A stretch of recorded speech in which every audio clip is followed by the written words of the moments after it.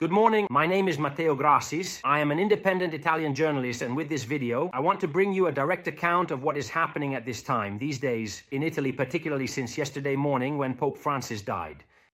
As some of you may know, Italy in theory, and I emphasize, in theory it is a secular state, meaning it should not have a religious morality. In practice, it is the exact opposite. We are in every way a clerical state, so much so that today, in all Italian classrooms, there is a crucifix, just to give an example.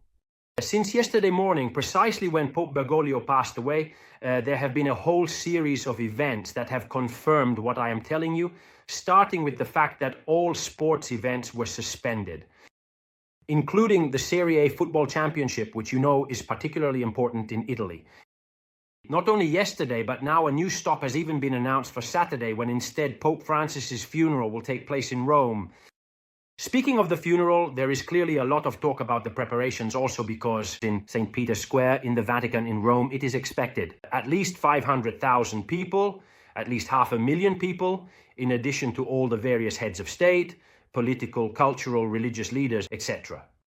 And so in fact, what happens in Italy? What happens is that a part of Italy comes to a complete stop. It gets blocked.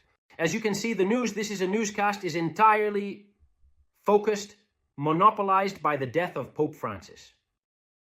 And so there is a part of Italy that is super focused only on this topic, especially the part related to institutions, the authorities, the mainstream press. Then, in reality, there is another Italy, which is that of social media, which is that of normal, ordinary people who actually suffer great, enormous inconveniences from all this, starting with the Romans themselves, who indeed will see their city invaded in the coming days, and also with a whole series of security measures, restrictions, etc. So, simultaneously, there are these two sides of the same coin. It is also worth noting a sort of widespread hypocrisy, especially on the part of Italian and other political leaders, in publicly venerating, in supporting the figure of Pope Francis, when in reality none of them has followed his words, the guidance he has tried to give in recent years, starting with the whole issue of wars. He has always invited dialogue, has always invited a truce, both regarding the Palestinian issue and the one in Ukraine. He has expressed absolute opposition to rearmament, yet rearmament is proceeding because the European Commission recently approved an €800 billion rearmament plan for the next 5 years. Just like on other issues that indeed political leaders have not embraced at all, now everyone glorifies him, and this is, well, we've seen it before, but it is amusing, this sort of collective hypocrisy of all the politicians. Naturally, there is also a discussion on social media channels with many posting videos saying he was a good pope. They should make him a saint. He was the best pope ever, but just as many say the opposite, claiming that he actually did nothing particularly important. He had said he would do a whole series of things, including getting involved with the Vatican Bank, which is a delicate, controversial topic. Instead, from that point of view, he did nothing. And so, let's say that opinions are very divided in public opinion. There is also, and this should be noted, a large portion of the population in Italy that is not interested in the topic at all. You know, there's a saying here, right? That the Pope has died, another one is made. So, now, naturally, there are huge discussions about who will be the next Pope. There is talk of a black Pope, perhaps for the first time in history, who should be an African Pope. However, there is also talk of an Asian Pope, who has origins, if I understood correctly, in the Philippines, but also in China. There is talk of a pope with origins from Eastern Europe, from Budapest. So let's say there are various papabile names, naturally all of cardinals.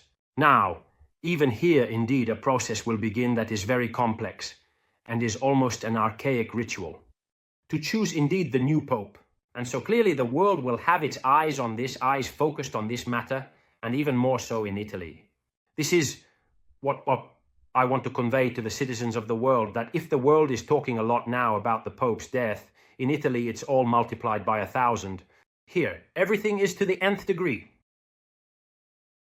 With a whole series of, I was repeating to you, with a whole series, as I mentioned before, of pros and cons, because there are also many inconveniences besides the fact that naturally the public's attention is completely captivated On this topic, when in reality there are many other important issues, key emergencies to address, and matters that would deserve the public's attention.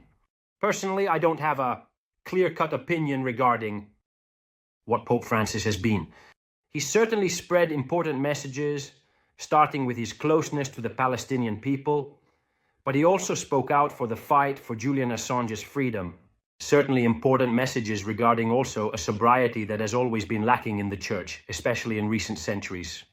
It's no coincidence that he adopted this name Francis in honor and tribute to Saint Francis of Assisi, who was an incredible figure and a true leader even for myself, because he was a bit of a point of reference for the poor, the common people, as well as having a special closeness to animals, to all living species. Acknowledging Pope Francis for having done absolutely some good things. I hope I have given you some useful information, some news that perhaps you were not aware of. Let me know what you think. Leave me a comment below. I always enjoy reading them, and I greet you from Italy. Until next time, bye.